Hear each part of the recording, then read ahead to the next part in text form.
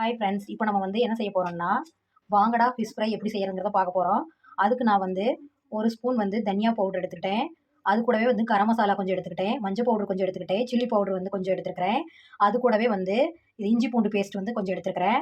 அப்புறம் வந்து ஜீரக பவுடர் வந்து ஒரு ஸ்பூன் எடுத்துக்கிறேன். அப்புறம் இது மிளகு பவுடர் வந்து ஒரு ஸ்பூன் எடுத்துட்டேன். அப்புறம் உப்பு கொஞ்சம் எடுத்துருக்கிறேன். அப்புறம் கருவேப்பிலை வந்து சின்ன சின்னதாக கட் பண்ணி வச்சுருக்கிறேன். அது கூடவே வந்து கொஞ்சமாக வந்து கோதுமை ரவை வந்து கொஞ்சம் எடுத்துருக்கிறேன். வாங்க எப்படி இதை மிக்ஸ் பண்ணிக்கலாம்னு பார்க்கலாம். எல்லாத்தையுமே வந்து ஒரு பாத்திரத்தில் போட்டுக்கலாம்.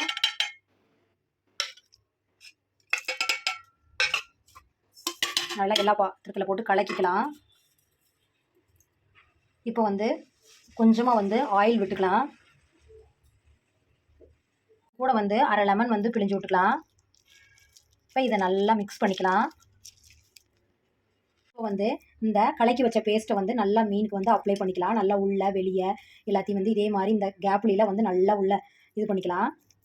நல்லா வச்சு இது பண்ணி விடணும். பண்ணி ஒரு அரை மணி நேரம் வந்து நம்ம ஊற வச்சுக்கணும். அதுக்கப்புறமா நம்ம வந்து பொரிச்சு எடுத்துக்கலாம். இப்போ இந்த மாதிரி வந்து உள்ள வெளியே எல்லாத்தையும் வந்து நம்ம தொடச்சி எடுத்து வச்சுக்கணுங்க. இது வந்து நல்லா அரை மணி நேரம் வந்து ஊறணும். அதுக்கப்புறமா நம்ம வந்து தோசை தவாவில் போட்டு எடுத்துக்கலாம்.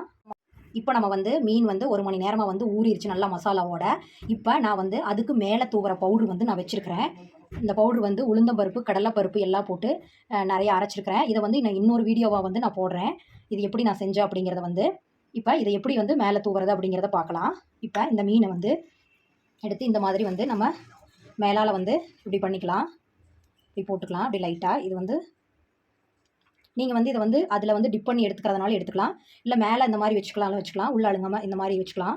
இந்த மாதிரி உள்ளே போட்டு இது பண்ணிக்கலாம். நம்ம வந்து அந்த பவுடரை வந்து நம்ம மேலே தூவியாச்சு. இப்போ வந்து தோசை தவாவில் வந்து நம்ம போட்டு எடுத்துக்கலாம். பவுடர் வந்து நம்ம தூவுறதுனால மீன் வந்து ரொம்ப சுவையாகவும் டேஸ்ட்டாகவும் நல்லாயிருக்கும். நீங்கள் ஒரு டைம் வந்து இதை ட்ரை பண்ணி பாருங்கள்.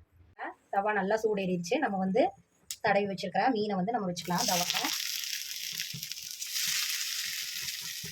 லைட்டாக வந்து ஆயில் விட்டுக்கலாம். மேலால் நல்லா வேகணும். வெந்ததுக்கப்புறம் நம்ம வந்து திருப்பி விட்டுக்கலாம். இப்போ வந்து திருப்பி விட்டாச்சுங்க. இப்போ லைட்டாக கொஞ்சமாக ஆயில் விட்டுக்கலாம். போதுமானது. நல்லா வேகட்டும். மீன் நல்லா வறுத்தாச்சுங்க. இப்போ நம்ம வந்து ஒரு பிளேட்டுக்கு மாற்றிக்கலாம். இப்போ சுவையான மீன் வறுவல் வந்து ரெடி ஆயிடுச்சு. நீங்களும் இது மாதிரி ட்ரை பண்ணி பாருங்கள். பிடிச்சிருந்தா லைக் பண்ணுங்கள், ஷேர் பண்ணுங்கள், கமெண்ட் பண்ணுங்கள். ஓகே, பாய்.